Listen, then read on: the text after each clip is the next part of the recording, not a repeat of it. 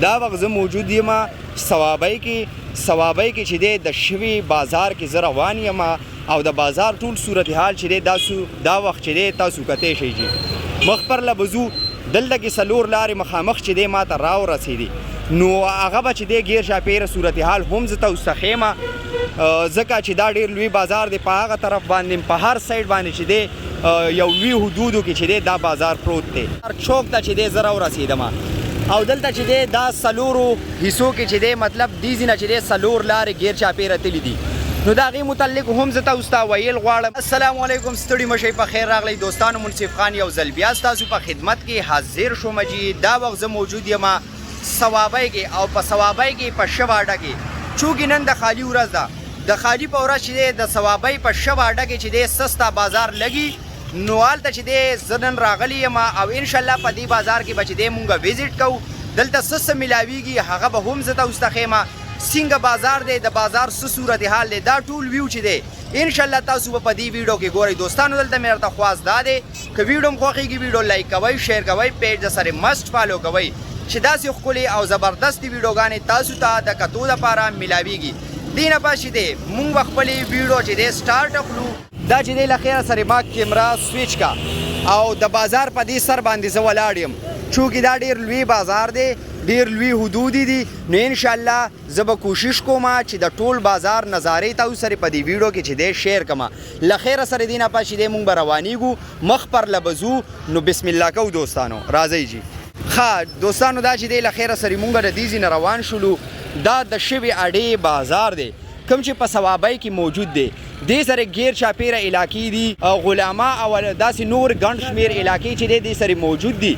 او دا چې دی د هغې مین بازار دی غیر چاپېره چې دی خلک دلته کې راځي سود سودا دپاره د خپل ضرورت ټول سامان چې دی دلته نه وړي نو بالکل ما یې چې ستاسو په خدمت کې دا ویډیو پیش کړم تاسو ته دا بازار وښایم او تاسو هم وګورئ چې د ثوابۍ د شوي بازار چې دی څنګه دی له خیره سره دا چې دی زه اوس روان یم او دلته چې دی زه خپل انډیوالانو له رالی وم دلته ملګري مې دي نو هغوی سره مې ګپ شپ هم ولګولو او دا چې دی د خالي ورځ ده نو فی الحال چې دی بازار کې ډېره ګڼه ګوڼه ده او د ماسپښینې چې دی تقریبا دا 12 نیمې 1 بجې ته چې دی ټیم نږدې دی دا بازار صورتحال تاسو هم کتی شئ جي ډېر زیات مصروفه بازار دی او هر یو د ضرورت سامان ضرورت سره تړلې هر سامان چې دی په دې بازار کې په اسانتیا سره میلاویږي ما سره د غلامه یو انډیوال چې دی هم رالی دی ګرځي را سره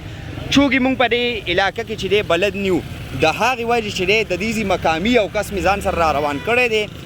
نو دا چې دی مطلب موږ ته دې کې اسانتیا شي څه لږ ډېر معلومات چې دی هغوی موږ ته راکړي د هغې وجې چې دی ویډیو هم مزیداره راشي او بس نور د بازار صورتحال چې دی ستاسو د وړاندې دی کتی شئ جي دا وخت زه موجود یم ثوابۍ کې چې دی د شوي بازار کې زه روان یم او د بازار ټول صورتحال چې دی دا وخت چې دی تاسو کتی شئ جي مخ پر له به ځو دلته کې څلور لارې مخامخ چې دی ما ته راورسېدې نو هغه به چې دی غیر چاپېره صورتحال هم زه تاسو ته ښیم ځکه چې دا ډېر لوی بازار دی په هغه طرف باندې په هر سایډ باندې چې دی یو لوی حدودو کې چې دی دا بازار پروت دی نو انشاءالله کوشش به کوم چې کمې پورې زه تاسو سره په ویډیو کې شیر کولی شم انشاءالله تاسو سره به شیر کوم ښه جي دا چې دی د شوي د اډې مین بازار چوک ته چې دی زه راورسېدم او دلته چې دی دا څلورو حصو کې چې دی مطلب دې ځینه چې دی څلور لارې غیر چاپېره تللي دي نو د هغې متعلق هم زه تاسو ته ویل غواړم جي فرسټ اف آل دا تاسو وګورئ او دا چې دی د سړک په مینس کې زه ولاړ یم غیر چاپېره چې دی څلور لارې تللي دي نو تاسو ته ویل غواړم جي دا لار چې دی داسې مردان ته تللې ده دا وګورئ جي په دې سیټ که تاسو وګورئ دا لار چې دی چوټه لاهور ته تړلې او دې سره تړلې څه داسې نورې علاقې هم دي که په دې سیټ مونږ وګورو جي دا مین ثوابۍ ډسټرک او داسې ورپسې چې دی په دې لیکه څومره علاقې چې دی پرتې دي هغې طرف ته تللې ده دې خوا که مونږ وګورو دا شوي غلامه او داسې نورې ګڼ شمېر علاقې چې دی په دې سایډ باندې هم موجود دي نو دا مین چوک کې چې دی دا وخت زه ولاړ یم د شوي د اډې تاسو هم د دې نظاره کولی شئ په دې ویډیو کې کتی شئ جي ډېر زیات رش وي د کمې په وجه سره چې دی پولیس هم دلته کې ولاړ دی د ټریفیک مطلب د لارې د بندېدو اکثر له خطرې ډېر زیات رش وي که نه نو دغې وایي چې دی دلته په ډیپټۍ باندې دوه ځوانان چې دی فلحال چې دی موجود دي او تاسو یې کتی شئ جي